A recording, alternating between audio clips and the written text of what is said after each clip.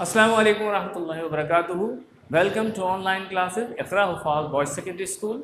अज़ीज़ तलबा, हमारा पिछला लेक्चर जो था उसमें हमने यूनिट 2 ख़त्म कर दिया था, एंड हो गया था। आज यूनिट 3 इंशाल्लाह स्टार्ट कर रहे हैं।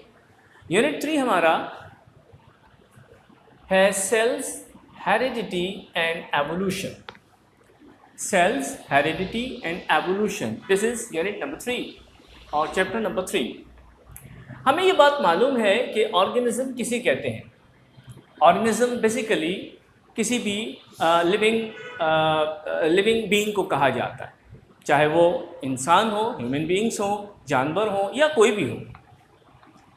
तो हमारे पास जितने भी लिविंग बीइंग्स हैं वो सारे ऑर्गेनिज़म्स हैं, और ऑर्गेनिज़म की डेवलपमेंट बहरहाल एक फार्मूले के तहत होती है, जिसमें सेल उसका यूनिट है, बेसिक यूनिट है। और सेल्स का जब बहुत सारे सेल्स जब फॉर्म करते हैं तो वो क्या फॉर्म करते हैं, वो टिश्यूज़ को फॉर्म करते हैं।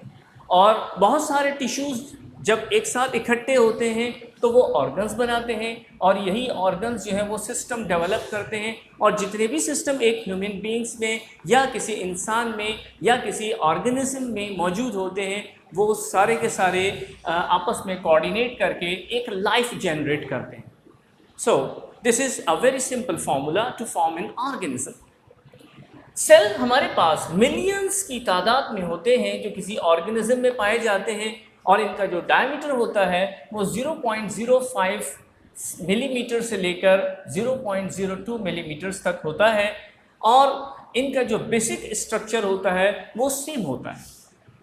बेसिक स्ट्रक्चर उनका सेम होता है। किसकी बात कर रहे हैं हम सेल्स की बात कर रहे हैं। अब चाहे उसका कोई भी फंक्शन हो, किसी भी ऑर्गेनिज्म से ताल्लुक़ रखते हो, किसी जानवर का सेल ले लें, किसी इंसान का सेल ले लें, या उसका जो फंक्शंस हैं उसको देख लें, स्टडी कर लें, उनका सारा बेसिक स्ट्रक्चर जो है वो सेम होता है। उसके अंदर कम से कम एक न्यूक्लियाई मौजूद होता है, एक न्यूक्लियस मौजूद होता है। इसे एक से ज़्यादा भी हो सकते हैं एक सेल के अंदर। और ये जो न्यूक्लियस होते हैं ये बेसिकली लॉन्ग थ्रेडेड लाइक होते हैं, यानी ये उनका जो स्ट्रक्चर होता है वो एक बहुत लंबी थ्रेडेड फॉर्म में होता है। और यही थ्रेडेड फॉर्म जो है ये हमारे पास क्रोमोसोम्स कहलाती है। यानी हमने बात यहाँ से शुरू की कि हमारे जो सेल में बहुत सारे न्यूक्लियस होते हैं, और कम से कम एक तो होता ही है। और ये न्यूक्लियस जो है ये एक लॉन्ग थ्रेडेड लाइक स्ट्रक्चर रखता है, उस स्ट्रक्चर को क्रोमोसोम्स कहा जाता है। ये क्रोमोसोम्स सिर्फ उस वक्त देखे जा सकते हैं जब सेल जो है वो अपने आप को डिवाइड कर रहा हो, डिवाइड करने वाला हो। सिर्फ उस वक्त इन क्रोमोसोम्स को देखा जा सकता है। उन क्रोमोसोम्स के अंदर एक कॉम्प्लेक्स केमिकल पाया जाता है जिसे डीऑक्सीराइबोन्यूक्लिक एसिड कहा जाता है।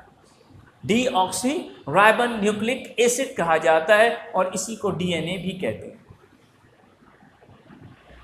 अब बात यह है कि हमारे पास ये जो क्रोमोसोम्स होते हैं ये बेसिकली डीएनए से बनते हैं। और इन्हीं क्रोमोसोम्स के अंदर बिट्स ऑफ इंफॉर्मेशन, एक बहुत बड़ी तादाद इंफॉर्मेशन की मौजूद होती है। और यही इंफॉर्मेशन जो है वो हमारे पास क्या कहलाते हैं, जीन्स कहलाते हैं। यही इंफॉर्मेशन, जो पूरी तादाद हमारे पास इंफॉर्मेशन की मौजूद है, यही पूरा का पूरा यानी जो बिट्स ऑफ इंफॉर्मेशन है, this is called the genes. और ये जीन्स और क्रोमोसोम्स जो हैं ये डीएनए से मिलकर बनते हैं। और ये डीएनए जो है ये हमारे पास एक ट्विस्टेड लेडर की फॉर्म में होता है, जैसे कि हमने यहाँ पर आपको ये स्ट्रक्चर इसका डिफाइन किया है। अब ये जो जीन्स हैं ये क्या करती हैं, ये बॉडी को इंस्ट्रक्ट करती हैं प्रोटीन फॉर्म करने के लिए। यानी ये जो जीन्स हैं ये कहाँ से आई, ये डीएनए से मिलकर बनती है। डीएनए इसको फॉर्म करता है जीन्स को। और ये जीन्स जो है ये क्या करता है, बॉडी के कितनी प्रोटीन बॉडी में बनानी है ये उसको इंस्ट्रक्ट करता है। और फिर उसके बाद ये प्रोटीन क्या करती है, जब इसमें बॉडी में बनती है ये बॉडी की शेप को डिफाइन करती है। अब आप देख सकते हैं कि अगर एक डॉग है, एक कुत्ता है, उस कुत्ते की जो शेप है वो बकरी की शेप नहीं हो सकती। इसी तरीके से और दीगर जिन जानवर हैं, इंसान हैं, उन सब के स्ट्रक्चर को डिफाइन करने के लिए ये जीन्स होती है। इसी तरीके से उस बॉडी का जो बिहेवियर है उसको भी ये डिफ़ाइन करता है, उसको इंस्ट्रक्ट करता है बॉडी को कि किस तरह से ये प्रोटीन जो है वो उसकी बॉडी के अंदर उसकी शेप को और उसके बिहेवियर को कंट्रोल करती है। अच्छा, अब यहाँ से हम एक बात और आपको बताते चलें। देखिए, ये जो डीएनए है, ये बेसिकली जिस्म में क्या करता है, इसको डबल हेलिक्स भी कहते हैं। डीएनए क्या करता है, ये जो पेरेंट्स की